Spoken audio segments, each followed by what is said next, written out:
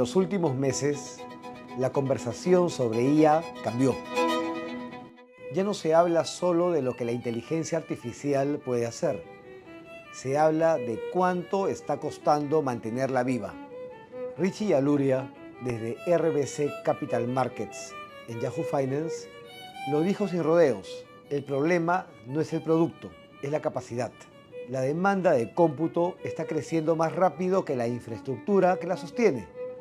Y cuando la infraestructura se queda corta, incluso los gigantes tiemblan.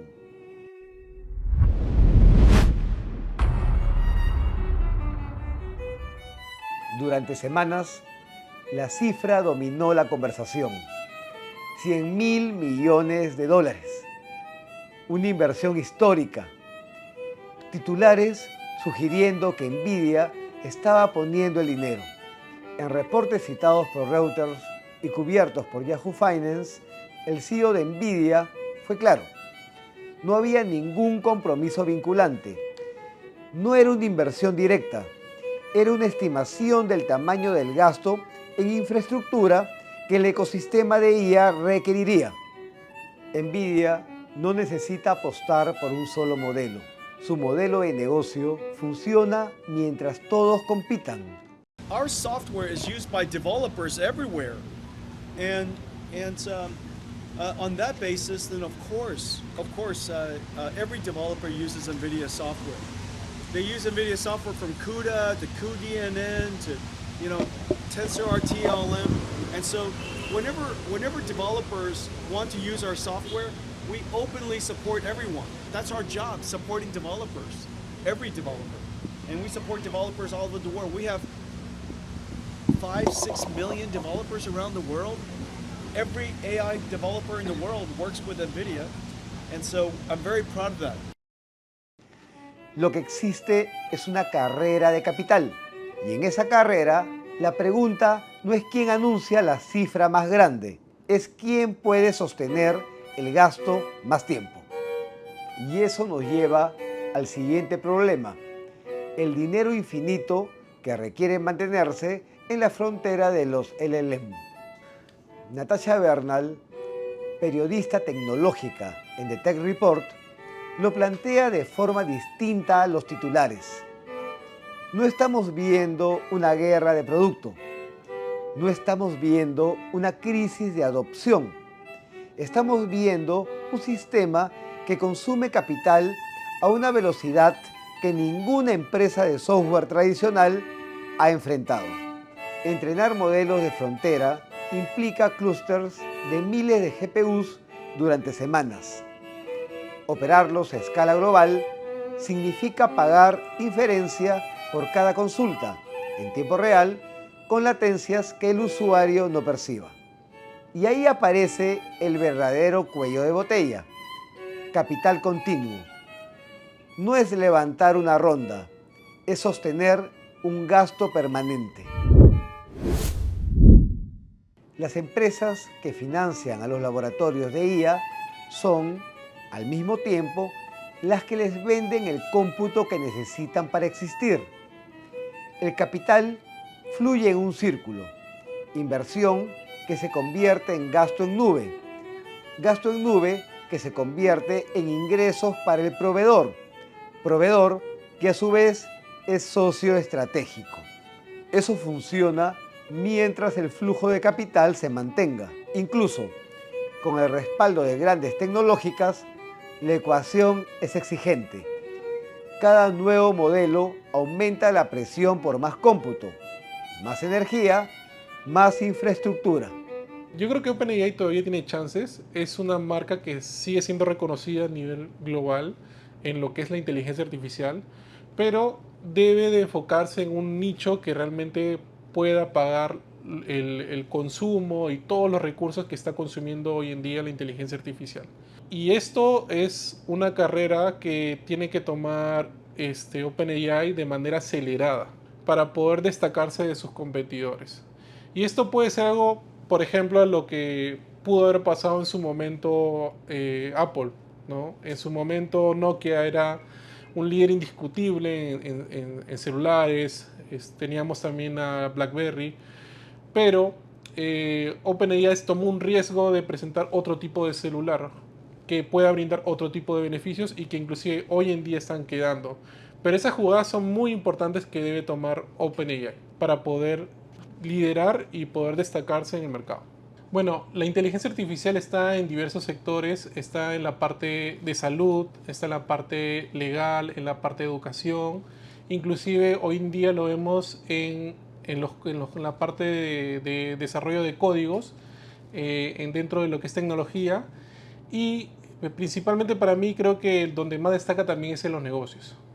En este tipo de negocio y de servicio puede llegar a ser una carrera muy peligrosa, porque si bien es cierto, OpenAI demuestra tener una inteligencia artificial que brinda muy buenas respuestas, para que esta funcione se requieren de dos partes, uno que es la parte del software y otro que es la parte del hardware. Y dentro de la parte del hardware tenemos la parte de lo que son centros de datos, servidores, que de por sí OpenAI no los tiene. Entonces, para una empresa que si bien es cierto tiene un muy buen, puede brindar un muy buen performance en lo que son las respuestas de inteligencia artificial, pero que lamentablemente se tienen que sostener de las suscripciones, no va a llegar a ser suficiente para poder mantener todos estos recursos tecnológicos que son necesarios para no solamente desplegar, sino también que aumenten en su escalabilidad de demanda, que es lo que hoy en día está pasando. ChatGPT es el producto más visible del sector, pero también es horizontal. ¿Qué riesgos tiene construir sobre un producto generalista en lugar de verticales? OpenAI depende de proveedores de cómputo que, al mismo tiempo, desarrollan sus propios modelos. Estratégicamente, ¿qué implica competir sobre infraestructura que no controlas? OpenAI sigue siendo percibida como el líder indiscutible de la IA. Desde una mirada estratégica, ¿esa percepción todavía es correcta? Y eso nos lleva al punto más delicado. Durante años, Sam Altman dijo que la publicidad sería un último recurso, que el modelo debía sostenerse sin comprometer la integridad de las respuestas. State, as I mentioned earlier, how much energy there is for building AI and building with AI in India. And I think you should expect to see more partnerships and much more activity here as we try to work with the Indian people to bring AI to the rest of the world in all of these amazing ways. You know, you talked about democratizing AI. You also talked about AI and the need for regulation, or at least a watchdog akin to the nuclear watchdog. You talked about the IAEA. That's an interesting comparison, an interesting analogy that you made. Well, I think all historical analogies are imperfect because every technology is new, every moment is new.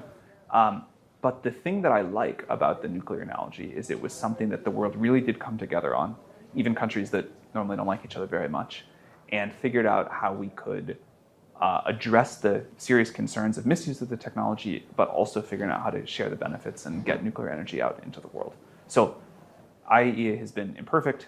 Nuclear technology is an imperfect analogy for AI, but it was a moment, man, we wish that people had invested more earlier and built out more infrastructure earlier. Clearly, the industry is making a very big bet, but when we look at the economic utility of these models, as these models start to be able to create such value on their own, we are again kind of running out of capacity, and I expect that to happen many more quarters into the future. Hoy, esa posición ya no es tan clara. Y aquí el problema no es solo el ingreso, es la confianza. Porque en el momento en que una IA se financia con anuncios, cada respuesta deja de ser solo una respuesta. Se convierte en un posible espacio publicitario. Y en un producto cuyo valor depende de la credibilidad, esa duda es existencial. Hay un dato que atraviesa toda esta conversación y que cambia el tono del debate. La velocidad a la que se está consumiendo el dinero. En 2024, distintos reportes financieros estimaban que OpenAI había perdido alrededor de 5.000 millones de dólares en el año, con ingresos cercanos a 3.7 mil millones de dólares. Entrenar un modelo de última generación ya se mueve en el rango de decenas de miles de millones de dólares si se consideran GPUs de última generación, energía, data centers, optimización y reentrenamientos, y luego viene la parte más costosa: servir el modelo en tiempo real a cientos de millones de usuarios. No estamos viendo una crisis de producto, estamos viendo el nacimiento de una nueva capa de infraestructura económica, una que quema capital a una velocidad que el venture tradicional nunca tuvo que sostener.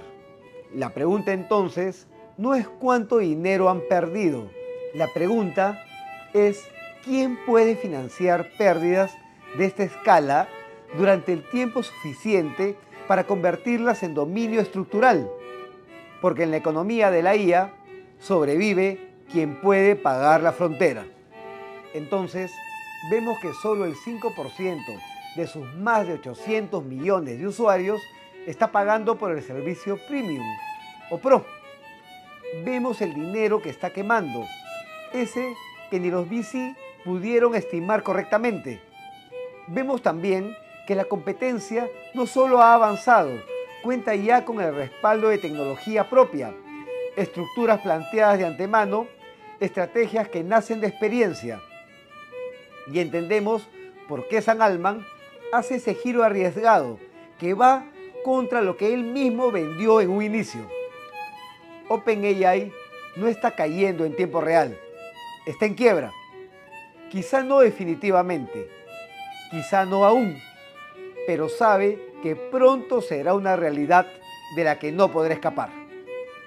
La empresa que ganó la carrera de adopción es la que más rápido quema infraestructura. Esa es la paradoja financiera. El problema de OpenAI es financiero. OpenAI anunció que comenzará a probar anuncios. Sam Altman ha enviado un código rojo. La empresa no es rentable. Pero hay una segunda capa.